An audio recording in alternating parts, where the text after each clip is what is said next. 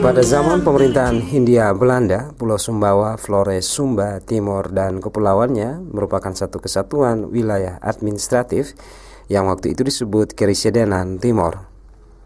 Konstelasi pemerintahan yang dianut pemerintah Hindia Belanda sesuai dengan landasan politik yang bertujuan menjamin kepentingan penjajah ialah tetap mengakui kedaulatan Swapraja di bawah pimpinan raja-raja yang seluruhnya berjumlah 48 Swapraja. Hal tersebut diatur dalam perjanjian politik yang dikenal dengan Korteverklaring. Dengan demikian, hubungan antara raja-raja dengan pemerintahan Hindia Belanda seolah-olah berada dalam kedudukan yang sama. Namun kenyataannya, politik ini jelas hanya menguntungkan pemerintah kolonial. Yang tercinta,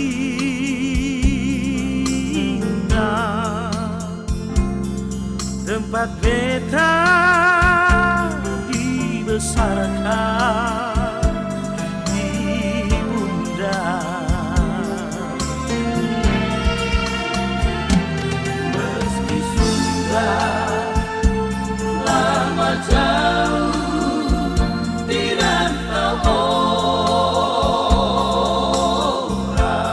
Pemerintah di Keresidenan Timor pada zaman Hindia Belanda dipegang oleh seorang pangreh praja Belanda yang bergelar residen dan dibantu oleh asisten residen. Dalam perkembangan selanjutnya, Keresidenan Timor dibagi dalam Afdeling Sumbawa, Flores, Sumba, Timor. Masing-masing Afdeling dikepalai oleh seorang asisten residen. Di bawah Afdeling terdapat Onder Afdeling yang meliputi beberapa swapraja yang dikepalai oleh seorang controller dengan dibantu oleh beberapa bestur asisten bangsa Indonesia. Konstelasi tersebut berlaku terus sampai masa pemerintahan Jepang. Masa pemerintahan pendudukan Jepang tidak berlangsung lama. Kurang lebih 3 tahun Kepulauan Indonesia bagian timur dipegang oleh Angkatan Laut Jepang Kaigun yang berpusat di Makassar. Yang menjalankan roda pemerintahan sipil ialah seorang yang bergelar Mini Saifu. Bekas Afdeling diubah menjadi Ken. Ken dibagi dalam bunken. Pada waktu bala tentara Jepang menyerah kepada sekutu pada tanggal 14 Agustus 1945, pemerintah Hindia Belanda turut membonceng masuk ke Indonesia yang dikenal dengan pemerintahan Nika. Belanda kembali menguasai bekas Keresidenan Timor dan menjalankan politik pecah belahnya dengan maksud menghancurkan Republik Indonesia. Pada tahun 1950 terbentuk Negara Indonesia Timur atau NIT, di mana swapraja yang ada dikonsolidir dengan membentuk Federasi Raja-Raja. Dengan Undang-Undang NIT nomor 44 tahun 1950 buatan Hindia Belanda, Federasi Swapraja diberi status daerah yang berhak menyelenggarakan rumah tangganya sendiri, sehingga masing-masing swapraja yang ada di daerah Flores, Sumba, Timor, dan kepulauannya merupakan bagian dari daerah itu. Namun di pihak lain berlaku pula Undang-Undang Republik Indonesia nomor 22 tahun 1948, sehingga terjadi dualisme pelaksanaan undang-undang tentang pemerintahan daerah. Berdasarkan undang-undang ini, DPRD yang ada berjalan terus dengan ketentuan bahwa tugas legislatif sepenuhnya dipegang oleh Dewan Pemerintahan Harian. Sedangkan Dewan Raja-Raja dihapus karena tidak sesuai dengan aspirasi politik saat itu, di mana bentuk negara Republik Indonesia adalah negara kesatuan. Dengan peraturan pemerintahan nomor 21 tahun 1950 dibentuk Provinsi Administrasi Sunda Kecil yang meliputi 6 daerah termasuk Flores, Sumba, Timor, dan kepulauannya yang dengan Undang-Undang Darurat nomor 9 tahun 1954 nama Sunda Kecil diganti dengan Nusa Tenggara. Guna mencegah kesimpang siuran tafsiran dan pengertian mengenai daerah otonom, dikeluarkan Undang-Undang nomor 1 tahun 1957 tentang pokok-pokok pemerintahan daerah berdasarkan undang-undang tersebut. Pada tahun 1958 dikeluarkan Undang-Undang nomor 64 tahun 1958 yang membentuk 3 daerah tingkat 1 dalam wilayah Provinsi Administratif Nusa Tenggara, termasuk Provinsi Daerah Tingkat 1 Nusa Tenggara Timur yang meliputi daerah Flores, Sumba, Timor, dan kepulauannya. Pada waktu yang sama dengan diundangkannya Undang-Undang Nomor 69 Tahun 1958 tentang pembentukan daerah-daerah tingkat 2 dalam wilayah daerah-daerah tingkat 1, Bali, Nusa Tenggara Barat, dan Nusa Tenggara Timur, dibentuklah 12 daerah tingkat 2 dalam wilayah daerah tingkat 1 Nusa Tenggara Timur, termasuk daerah tingkat 2 Sumba Timur. Dengan demikian, secara de jure, roda pemerintahan Provinsi Nusa Tenggara Timur dan Kabupaten Sumba Timur sudah ada pada waktu itu. Sedangkan secara de facto baru berlaku sejak tanggal 20 Desember 1958, yaitu sesudah dibubarkannya bekas daerah Flores, Sumba Timur dan kepulauannya, sekaligus pada tanggal tersebut dilantik Gubernur Kepala Daerah Tingkat 1 Provinsi Nusa Tenggara Timur, W.J. Lalamentik.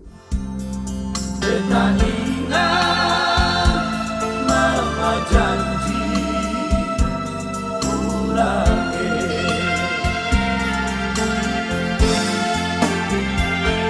biarku Tanjung Teluknya jauh terbelenggu satu, tapi selalu terkenang di kalbuku.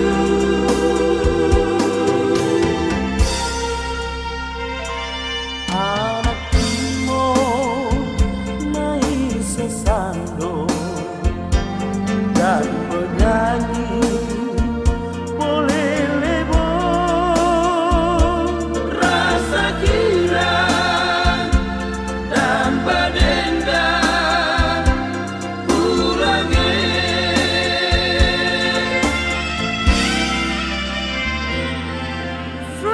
Mora, walau jauh beta meninggalkanmu, walau lama beta dirantau orang, namun namamu, rupamu selalu tersimpan dalam-dalam di dalam sanubari.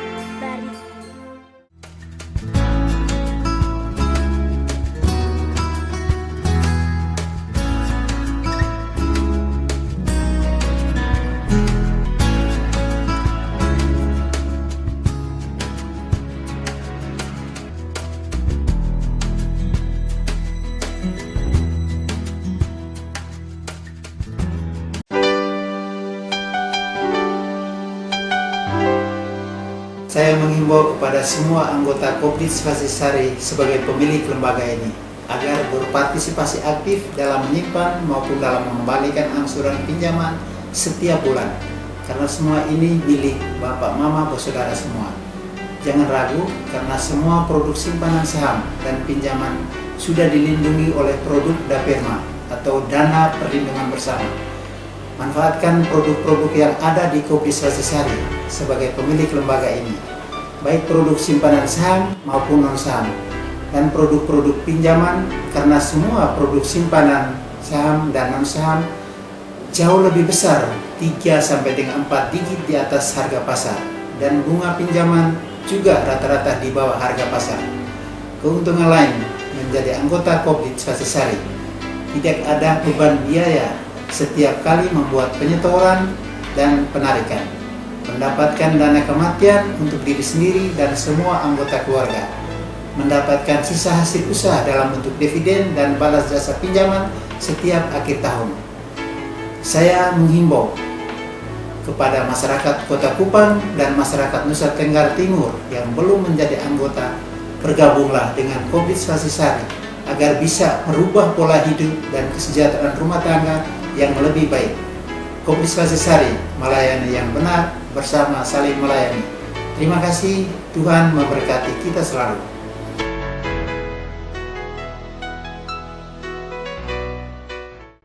Tahukah Anda, masa depan Indonesia ada di pundak generasi muda.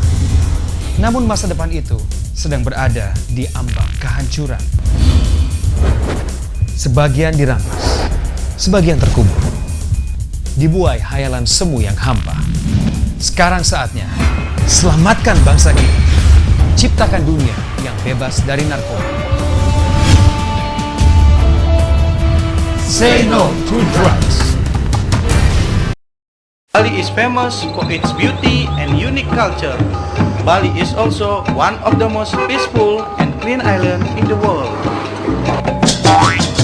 What is that?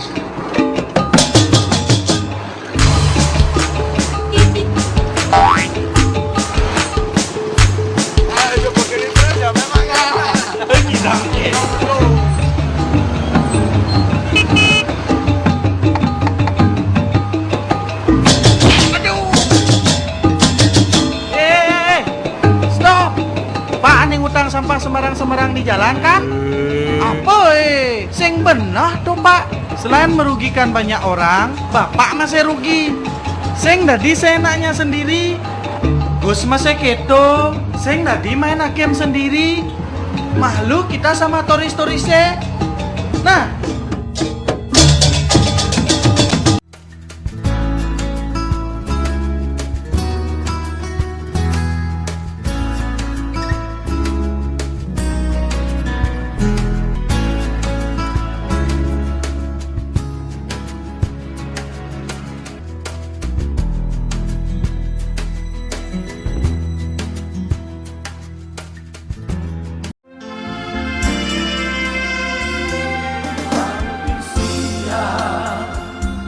Beta bangun sambil menang,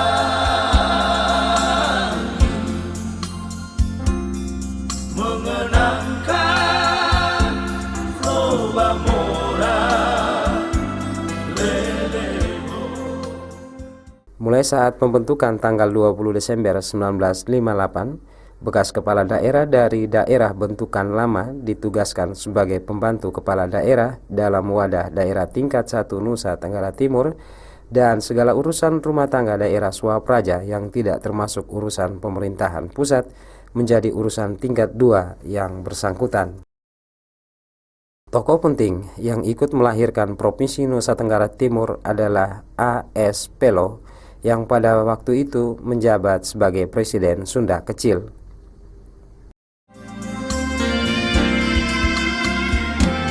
Rasa dingin beta ingat di bangku mama, air mata basah pipi sayangnya.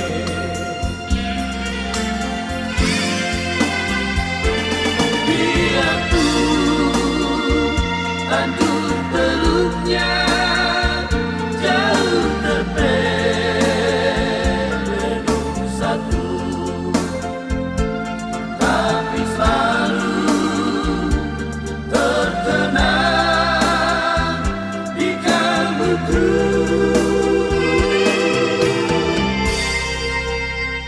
Berikut ini adalah Gubernur NTT dari masa ke masa.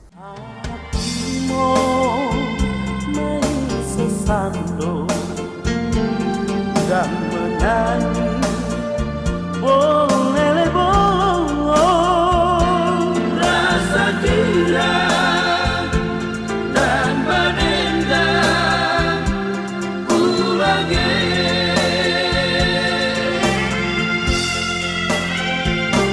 Rasa girang dan menendang.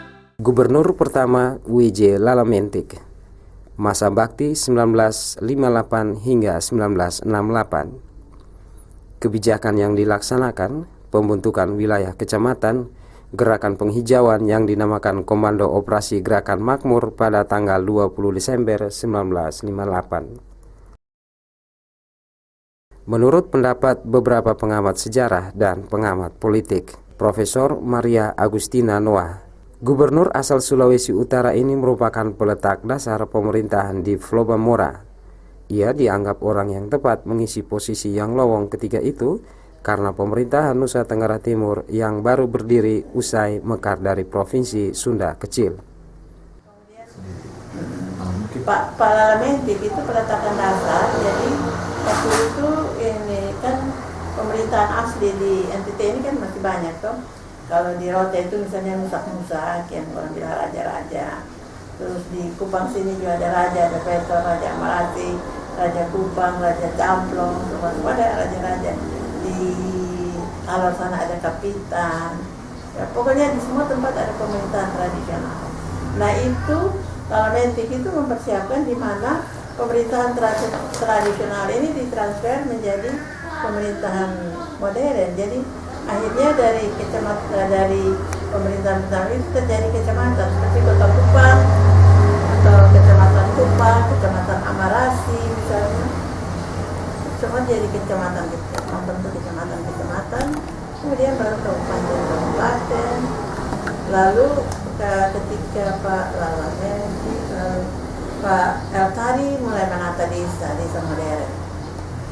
Gitu. Jadi mulai dengan penataan lingkungan lebih dulu ya, lingkungan batas-batas wilayah.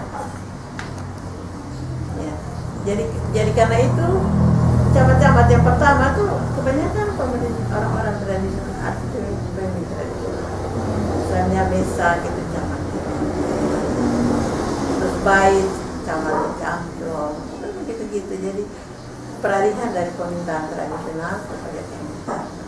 Dr. Ahmad Atang, MSI. Gubernur W.J. Lalamentik dianggap sebagai sosok yang membangun sistem pemerintahan lokal dan semangat kerja pemerintahan. Di samping itu, W.J. Lalamentik juga berperan penting dalam infrastruktur kelembagaan pemerintah Provinsi NTT. Gubernur yang pertama mengawali sebuah pemerintahan lokal, memang beliau berada pada kondisi transisi politik nasional antara peralihan dari Orde Lama ke Orde Baru. Maka dalam kebijakan politik lokal sepanjang kepemimpinan beliau hampir ya kurang lebih 10 tahun kalau tidak salah ingat, ada satu hal yang barangkali menjadi catatan kita adalah dia sebagai peletak dasar bagaimana membangun sebuah semangat identitas sebagai sebuah provinsi. Jadi bagaimana infrastruktur kelembagaan politik lokal yang muncul saat ini sebenarnya pertama kali dilakukan oleh Lalamentik sebagai gubernur pertama. Dan saya kira ini sebuah warisan politik yang bermakna ketika perjalanan pemerintahan selanjutnya. Jadi kita memberi apresiasi ketika dia menjadi seorang gubernur pertama yang mencoba menata sebuah daerah kepulauan di Nusa Tenggara Timur yang sudah menjadi sebuah provinsi tersendiri.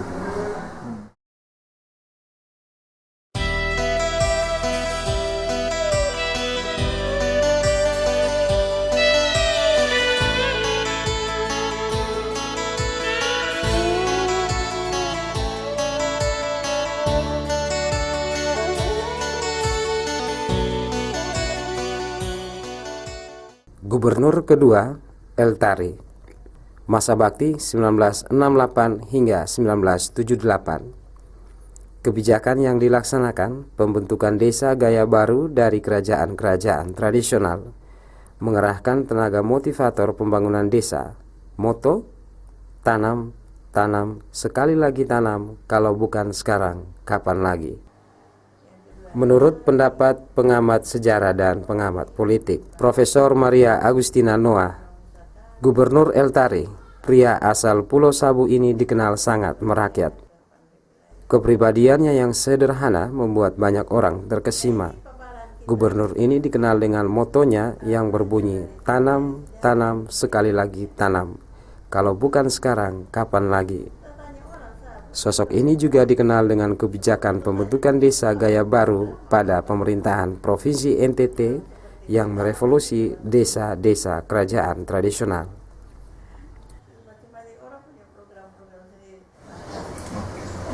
Kalau kita beralih sedikit ke Pak Tari, ada yang berkesan dengan kebijakan Pak Tari? Pak Tari, kalau kita tanya semua orang yang ada sekarang ini, mereka mau sangat bangga dengan kepribadian Pak Tari. Pemimpin yang betul-betul sangat merakyat begitu, memperhatikan rakyat. Jadi kalau orang sampaikan apa saja, dia akan menangani.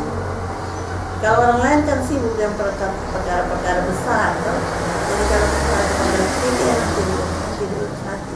Tapi akhirnya itu tidak urus. Tapi Pak Tari enggak. Kalau kita datang dengan persoalan kecil apapun, langsung dia selesaikan.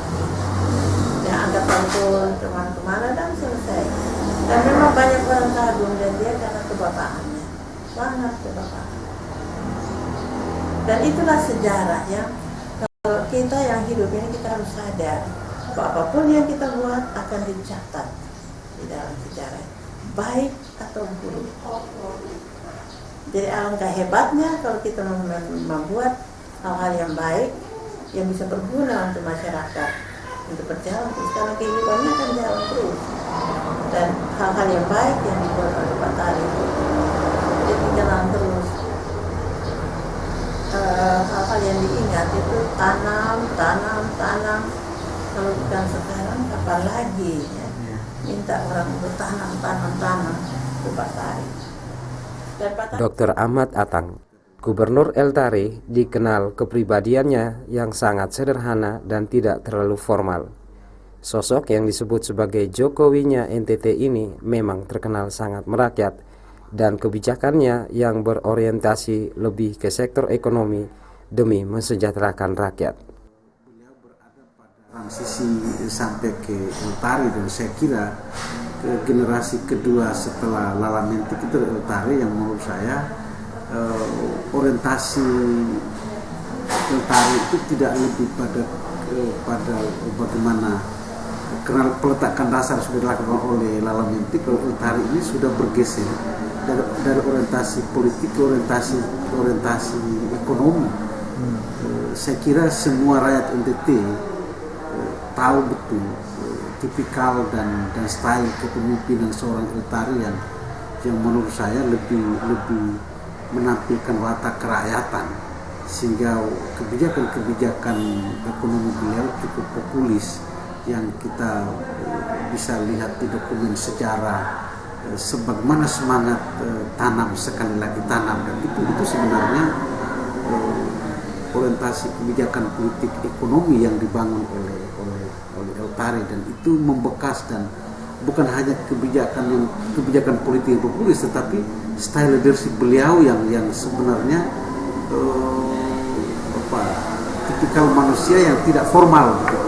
Ya mungkin sekarang itu ya, kalau kita bisa lihat era sekarang, mungkin ya El Tari itu adalah atau Jokowi Jakarta itu sebenarnya juga bagian dari model-model kepemimpinan yang di NTT kita punya El Tari itu. Jadi lebih banyak merakyat dan sangat mengetahui bagaimana denyut kehidupan masyarakat pada saat itu. Dan beliau memang tampil sebagai seorang gubernur yang memiliki visi kerakyatan menurut saya cukup luar biasa, sehingga sampai kapanpun rakyat NTT juga akan mengenal seorang El Tari yang mempunyai pemurnian yang cukup melekat sebagai simbol masyarakat NTT begitu.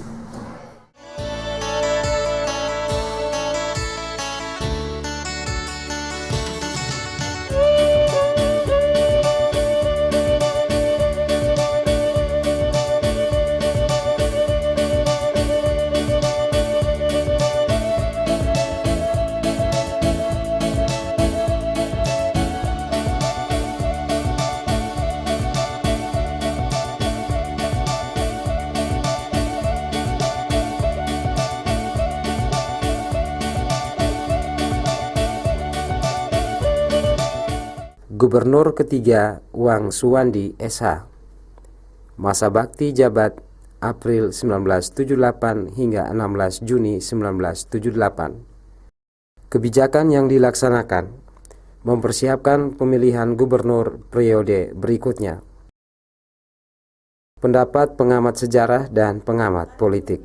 Profesor Maria Agustina Noah, gubernur yang memimpin Provinsi NTT selama 3 bulan ini, menjadi aktor yang berperan penting mempersiapkan sosok gubernur NTT yang tepat menggantikan posisi El Tari yang sudah meninggal. Wang Suwandi itu hanya suatu persiapan, dan dia hebat sekali. Dalam tempo 2 bulan dia bisa menciptakan, bisa berhasil mendirikan Pak Ben Boy. Mengapa? Karena Pak Ben Boy itu sudah dipersiapkan oleh Pak Tari. Jadi itulah pemimpin yang baik, ya. Pemimpin yang baik harus menyiapkan generasi. Pemimpin yang sudah baik kita seperti kosong mau mati, kau mau hidup, kau terserah kosong. Tidak menyiapkan generasi baik untuk meneruskan. Nah, Pak Tari ini waktu belum berakhir dia sudah menyiapkan Pak Ben Boy. Sehingga ya Pak Wang Suwandi cuma tempo 2 bulan menghadirkan sekarang gubernur.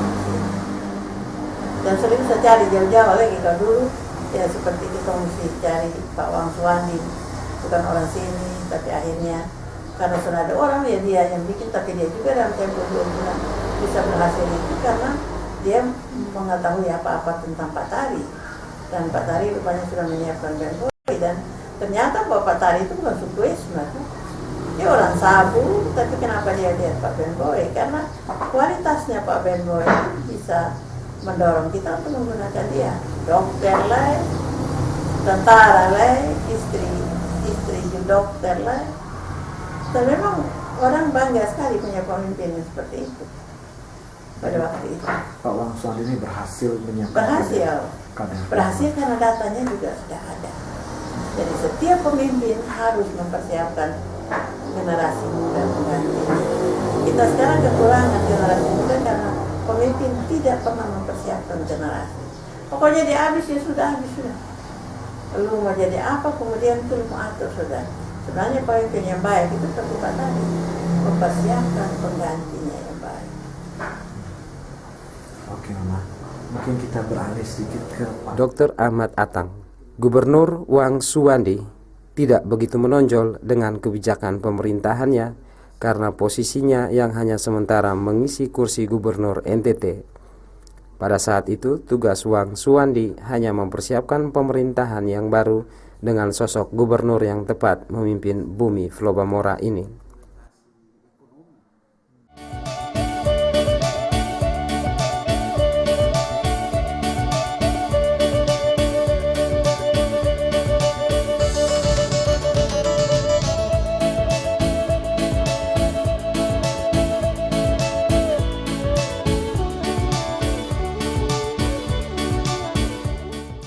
Gubernur keempat, Dr. Ben Boy. Masa bakti 1978 hingga 1988. Kebijakan yang dilaksanakan: Operasi Nusa Makmur atau ONM, Operasi Nusa Hijau atau ONH, Operasi Nusa Sehat atau ONS, dan Operasi Benah Desa. Pendapat para pengamat sejarah: Gubernur Ben Boy adalah seorang dokter yang mempunyai kualitas serta figur pemimpin. Tentara yang terkenal disiplin serta pengalaman yang mumpuni menjadikan Ben Boy sosok yang dipercayakan memimpin NTT. Di samping itu, Ben Boy adalah sosok yang mau belajar dari apa yang tidak dia ketahui sebelumnya. Ben Boy bersama istrinya adalah pasangan yang serasi, yang peduli dengan situasi dan kondisi bumi Flobamora saat itu. Tapi sangat karena sudah terjun di dalam bidang pemerintahan, dia mempersiapkan juga diri untuk mengetahui mengenai pemerintahan. Ketika saya di Belanda, di Inggris, Pak Ben Boy masih minta tolong cari buku-buku mengenai pemerintahan. Padahal Pak Ben Boy sudah jadi gubernur lagi, sudah berhenti. Tapi keinginan belajar terus-menerus itu ada pada orang seperti Ben Boy itu. Karena itu waktu dia memimpin, ya pemerintahannya rasional amat. Artinya apa yang harus dia buat sebagai seorang gubernur itu yang dia buat. Dan istrinya juga begitu, kebetulan seorang yang intelektual. Sehingga pemimpin-pemimpin organisasi wanita di NTT ini waktu itu takut sekali karena ibu suruh harus memimpin semua. Jadi kalau bapaknya camat, istri camat mesti memimpin. Bapaknya kepala dinas, istrinya harus memimpin. Dharma wanita. Jadi perempuan-perempuan semua diajar untuk memimpin. Dan keberanian perempuan-perempuan memimpin di NTT itu dimulai dari Ibu Benboy. Dan satu hal yang penting buat dari Ibu Benboy yaitu dia memperkenalkan pakaian daerah ini, tenun daerah dipakai dipadu dengan kebaya-kebaya modern, itu menjadi suatu tren yang bagus sekali untuk NTT waktu itu Nafsia. Dr. Ahmad Atang, gubernur yang berlatar belakang militer dan kepribadiannya yang tidak jauh berbeda dengan Eltari, dari sisi kebijakan politik tidak jauh berbeda antara Benboy dan Eltari. Fokus kebijakan masih terarah pada ekonomi pro rakyat demi mensejahterakan masyarakat NTT. Watak kepemimpinan relatif sama begitu, yang sama-sama berjuang untuk kepentingan rakyat, dan saya kira Benboy juga tidak terlalu jauh mempunyai orientasi kebijakan politik yang pro rakyat begitu. Kita masih ingat dia punya gagasan soal ONH gitu ya, Operasi Nusa Makmur, Operasi Nusa Hijau, dan itu bagaimana membangun kekuatan ekonomi rakyat dan bagaimana mengubah kultur dan budaya masyarakat yang pesimistik itu menjadi masyarakat yang optimistik. Itu memang benar-benar ditekankan oleh Benboy pada saat itu. Tetapi lagi-lagi NTT ini kan sebuah wilayah kepulauan, jadi sekuat apapun gagasannya memang membutuhkan mobilitas yang cukup besar, dan Benboy bisa lakukan itu. Hampir semua desa dia kunjung, hampir semua pulau dia masuk, dan itu saya kira tipikal kepemimpinan Benboy dari segi politik menurut saya masih melanjutkan kepemimpinan Eltari dengan memperkuat kekuatan ekonomi rakyat ya.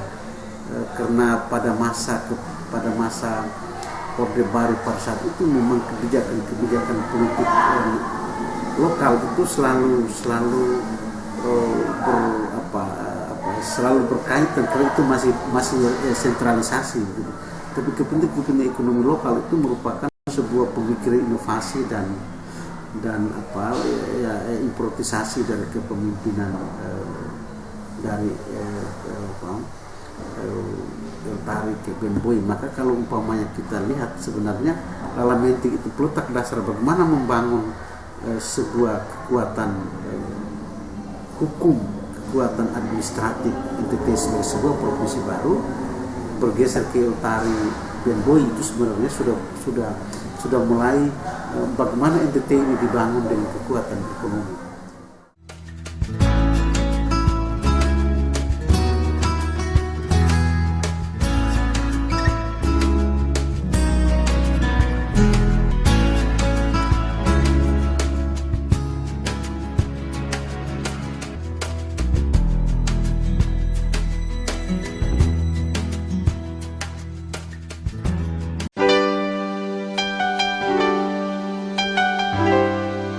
Saya menghimbau kepada semua anggota Kopdit Spasisari sebagai pemilik lembaga ini agar berpartisipasi aktif dalam menyimpan maupun dalam mengembalikan angsuran pinjaman setiap bulan, karena semua ini milik Bapak, Mama, Saudara semua. Jangan ragu, karena semua produk simpanan saham dan pinjaman sudah dilindungi oleh produk DAPERMA atau Dana Perlindungan Bersama. Manfaatkan produk-produk yang ada di Kopdit Spasisari sebagai pemilik lembaga ini, baik produk simpanan saham maupun non-saham, dan produk-produk pinjaman, karena semua produk simpanan saham dan non-saham jauh lebih besar 3-4 digit di atas harga pasar, dan bunga pinjaman juga rata-rata di bawah harga pasar. Keuntungan lain menjadi anggota Kopdit Spasisari, tidak ada beban biaya setiap kali membuat penyetoran dan penarikan, mendapatkan dana kematian untuk diri sendiri dan semua anggota keluarga, mendapatkan sisa hasil usaha dalam bentuk dividen dan balas jasa pinjaman setiap akhir tahun. Saya menghimbau kepada masyarakat Kota Kupang dan masyarakat Nusa Tenggara Timur yang belum menjadi anggota, bergabunglah dengan Kopdit Spasisari agar bisa merubah pola hidup dan kesejahteraan rumah tangga yang lebih baik. Kopdit Spasisari, melayani yang benar, bersama saling melayani. Terima kasih, Tuhan memberkati kita selalu.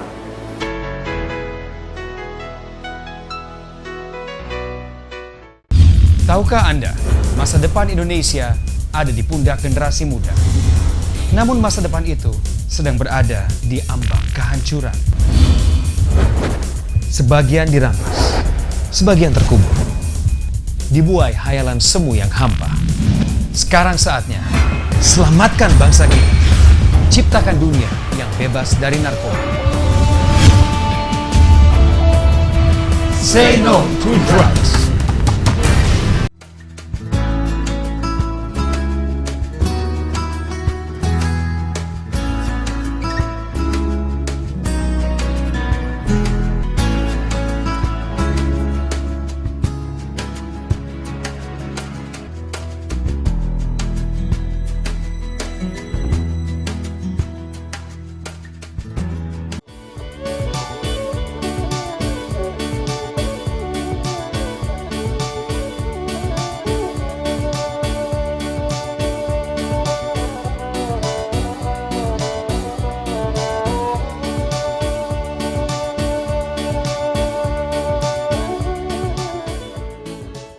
Gubernur kelima Dr. Hendrik Fernandes, masa bakti 1988 hingga 1993. Kebijakan yang dilaksanakan, gerakan meningkatkan pendapatan asli daerah atau Gempar, dan gerakan membangun desa atau Gerbades.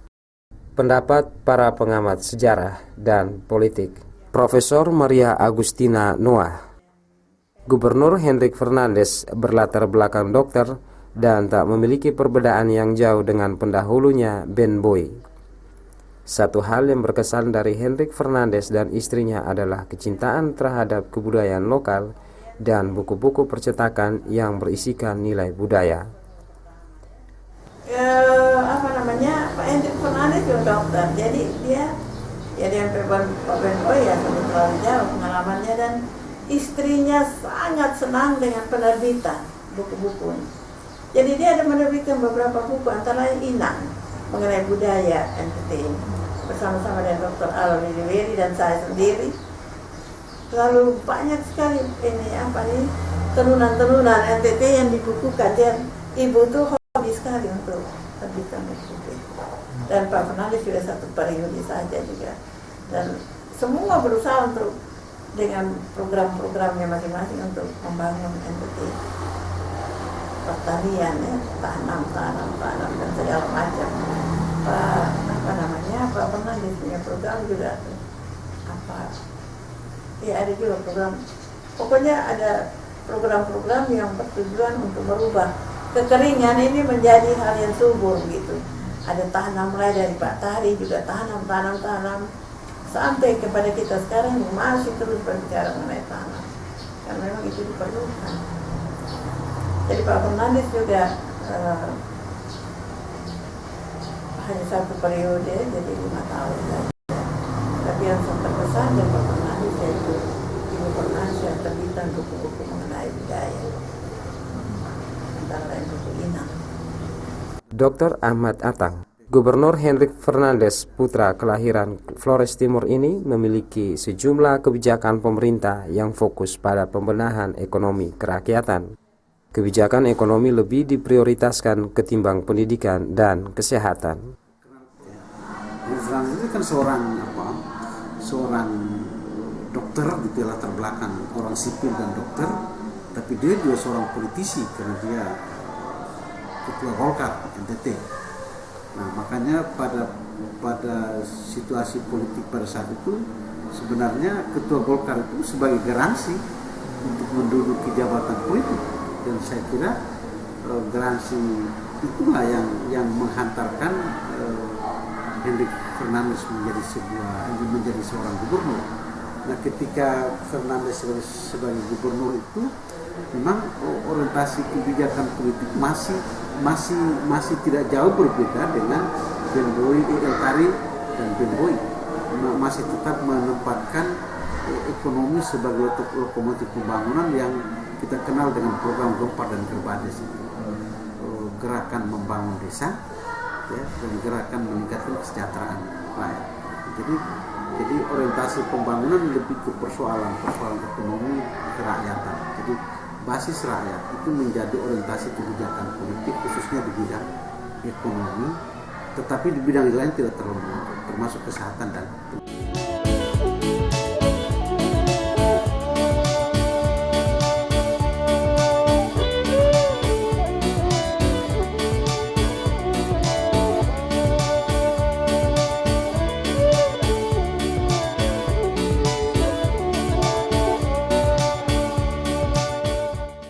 Gubernur ke-6 Mayor Jenderal Herman Musa KB. Masa bakti 1993 hingga 1998.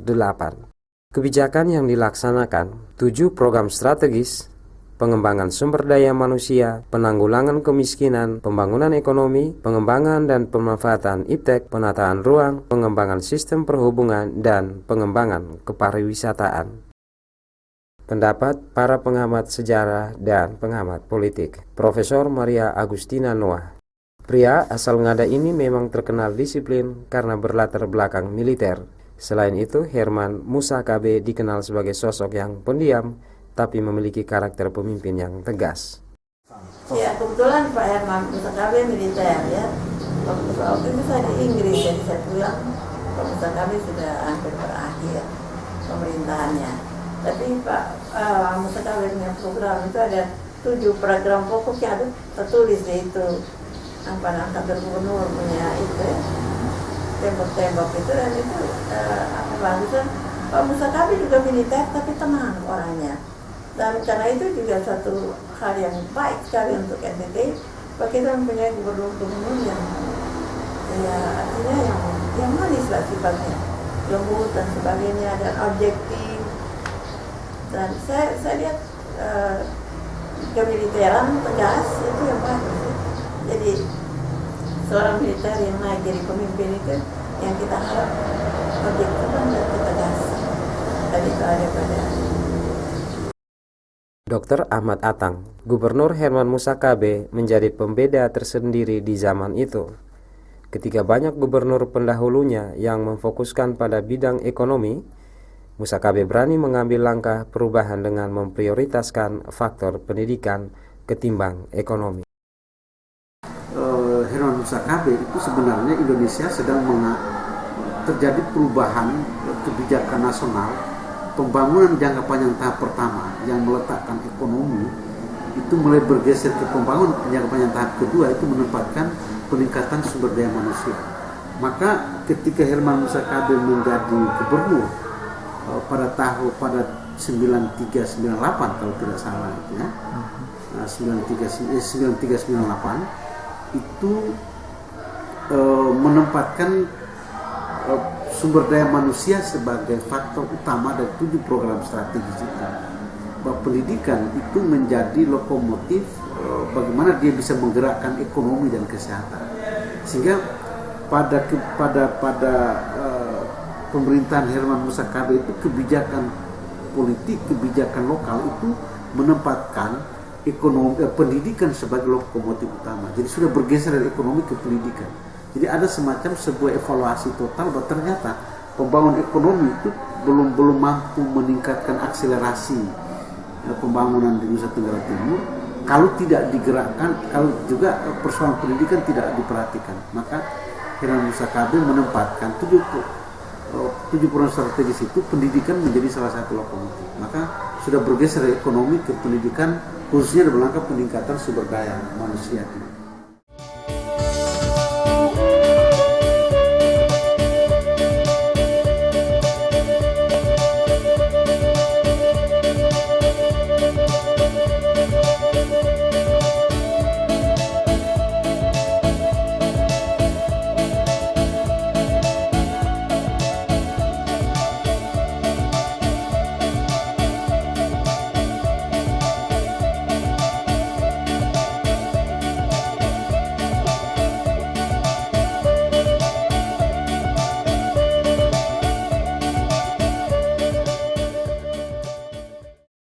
Gubernur ke-7 Piet Alexander Talo SH.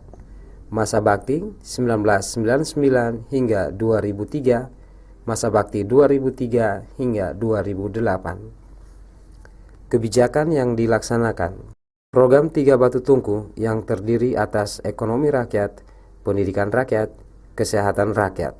Dengan moto, mulailah membangun dari apa yang dimiliki rakyat dan apa yang ada pada rakyat. Pendapat para pengamat sejarah dan pengamat politik. Profesor Maria Agustina Noah, Gubernur Pitalo lama berkecimpung di bidang birokrasi pemerintahan sehingga menjadikan dia paham betul dengan seluk-beluk birokrasi di pemerintahan. Pak Pitalo bukan militer ya, jadi pasti beda sekali dengan Pak Tari, Pak Musa Kabe, itu beda sekali. Orang-orang orang sipil, orang sipil. Dan Pak Pitalo ini juga sarjana hukum, tapi sudah berkecimpung di dalam pemerintahan daerah ini sudah cukup lama. Dia sudah punya pengalaman yang kuat. Kalau yang lain-lain kan datang-datang baru dijadikan gubernur. Tapi kalau Pak Pitalo kan sepertinya dibentuk di NTT gitu. Itu kalau menurut saya. Seperti kita lihat mulai dari Pak Pelo ditantang dari Denpasar, Pak Lamentik juga begitu, Pak Tari juga mau jadi pemimpin baru ditantangkan, Pak Ben Boy juga begitu, Pak Fernandes yang di sini, tapi dokter bukan sebagian pemerintahan. Dan sudah Pak Fernandes, Pak Musa Kade datangkan dari luar juga. Tapi Pak Pitalo dibesarkan di dalam pemerintahan di NTT ya. Jadi mulai dari pegawai-pegawai di kantor gubernur itu jadi apa? Itu ada di bagian keuangan, bagian itu Pak Pitalo. Jadi Pak Pitalo orang yang dibesarkan dalam provinsi NTT dan kemudian menjadi gubernur.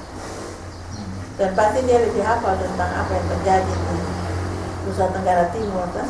Dan karena dia berasal dari dalam dan sudah belajar banyak mengenai ini, maka saya kira dia mengalami jadi pakai gubernur, kemudian jadi gubernur 2 periode, jadi itu 15 tahun yang memimpinnya sebagai gubernur dan wakil gubernur dan sebagai pegawai di bawah. Jadi pengalaman itu sangat penting untuk dia sehingga dia bisa memimpin cukup lama di situ di dalam pemerintahan NTT. Dia belajar bagaimana caranya menghandle masalah-masalah yang timbul di dalam NTT. Itu bedanya dengan yang lain kalau anggap gampang satu masalah NTT itu. Padahal dia sejarah hukum, bukan orang ilmu pemerintahan. Tapi karena dia sudah berkecimpung lama di dalam bidang pemerintahan, akhirnya dia sudah paham sekali bidang pemerintahan itu dan menduduki dari wakil gubernur sampai ke gubernur 2 periode. Dr. Ahmad Atang, gubernur ini terkenal dengan program Tiga Batu Tungku, di mana memfokuskan pembangunan pada 3 bidang, yakni pendidikan dan kesehatan. Gubernur Pitalo itu dengan programnya Tiga Batu Tungku itu, yang secara filosofi itu kita memulai dari apa yang ada pada rakyat itu sebenarnya. Itu sebetulnya konsep pemberdayaan. Jadi pendidikan, peningkatan sumber daya manusia sudah mulai nampak, tetapi bagaimana potensi-potensi masyarakat itu perlu digerakkan. Maka filosofi yang dibangun oleh Pitalo itu juga masih persoalan ekonomi. Ya, jadi Tiga Batu Tungku itu sesungguhnya ekonomi, pendidikan, dan kesehatan dengan satu filosofi dasar bahwa mari kita memulai dari ada yang apa yang ada pada rakyat.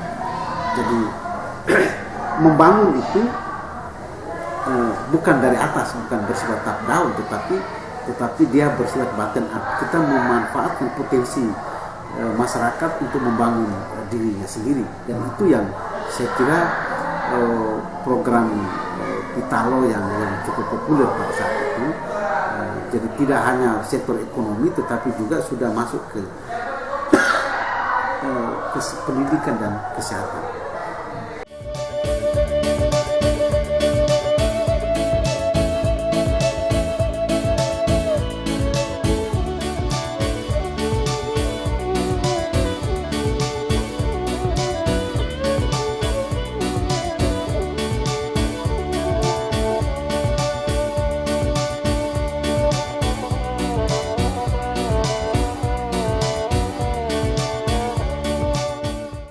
Gubernur ke-8 Frans Leburaya. Masa bakti 2008 hingga 2013, masa bakti 2013 hingga 2018. Kebijakan yang dilaksanakan. Anggur Merah dengan moto Sehati Sesuara Membangun NTT Baru. Pada masa bakti 2013-2018, Anggur Merah berganti moto Sehati Sesuara Sejahterakan Rakyat NTT.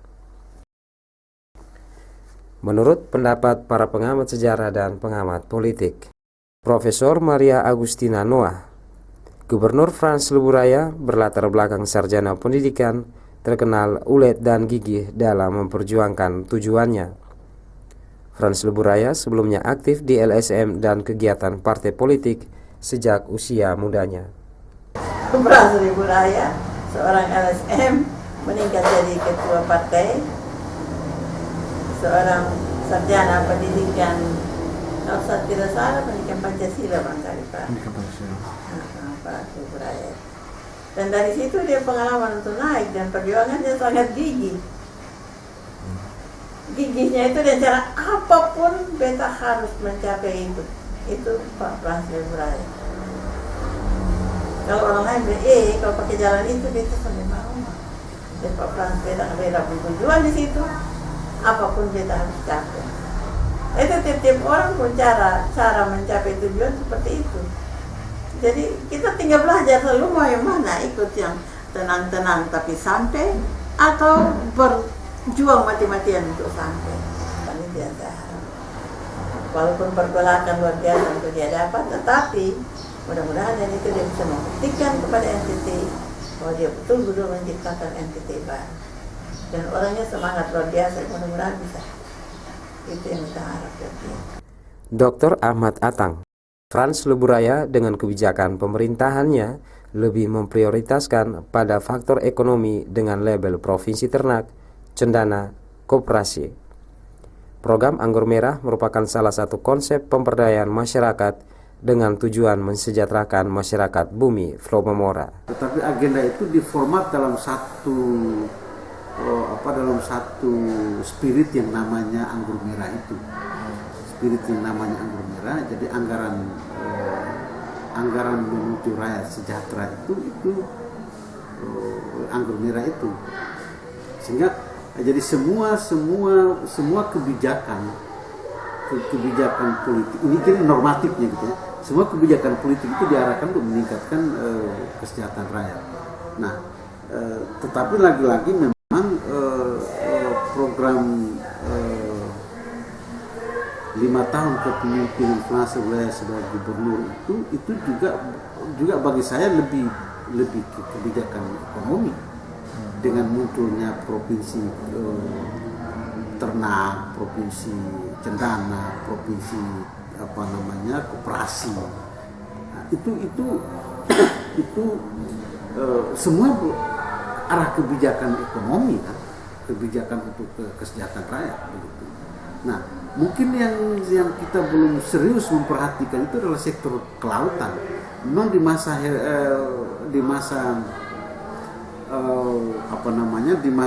Pitalo itu sudah muncul sebuah model yang disebutkan gerakan masuk laut itu, tapi kan itu timbul tenggelam. Nah, sampai ke Pak Frans tidak terlalu fokus ke arti ekonomi, tapi lebih pada ekonomi berbasis darat kan, tapi belum berbasis laut. Mempertahankan sebagian besar program di kepemimpinan 5 tahun pertama. Mungkin akan ada 2 agenda yang akan diperkuat di periode kedua, tetapi menurut saya tetap agenda ekonomi, yaitu pariwisata dan perikanan. Mungkin dua agenda ini akan ditambah lagi sehingga dia mulai akan menyentuh kepentingan masyarakat nelayan, mulai menyentuh kepentingan persoalan bagaimana menjual potensi lokal sebagai sebuah investasi daerah, termasuk pariwisata itu. Tetapi lagi-lagi saya tetap mempunyai pandangan bahwa bagaimana orientasi politik dari masa gubernur satu gubernur yang lain itu dia hanya bergerak di bidang ekonomi lebih mendominasi ketimbang di bidang lain itu, termasuk sampai hari ini. Jadi kalau kita bicara bagaimana NTT ke depan, ya NTT dalam rancang bangun kebijakan politik itu adalah bagaimana menempatkan ekonomi untuk menciptakan akselerasi pembangunan itu.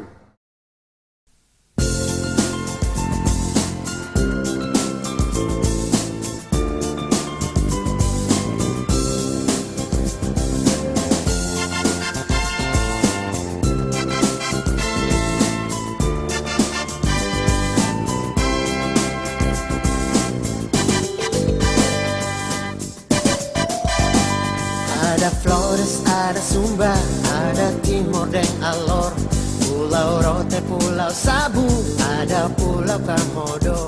Beta suka tinggal lama, beta sonde lupa hey, beta cinta floba mora manise.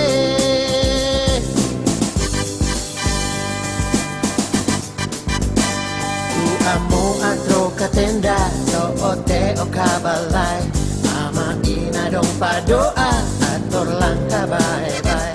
Bumbu ama dong pasola pakai kuda sandal mood. Beta cinta floba mora manise. Main musik pakai sasanduk, anak timur dong menyanyi. Rame-rame angkat lagu lelebo. Mari katong bersatu hati, sama-sama bergandeng tangan, katong bangun Floba Mora jadi baik. Walau kita lain bahasa, biar kita tak bisa pulau, tapi satu Floba Mora manise.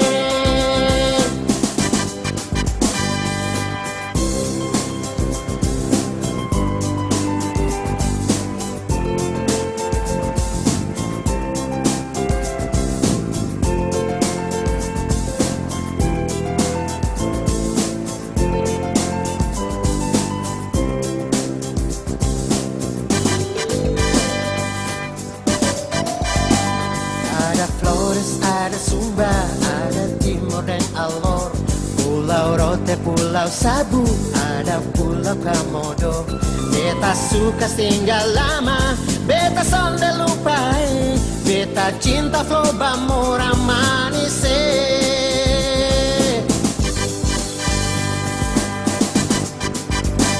Tu amo atro katenda, no ote o kabalay. Ama ina dong padoa ator langkah bye-bye. Bumbu ama dong pasola pakai kuda sandal mood. Beta cinta Floba Mora manise.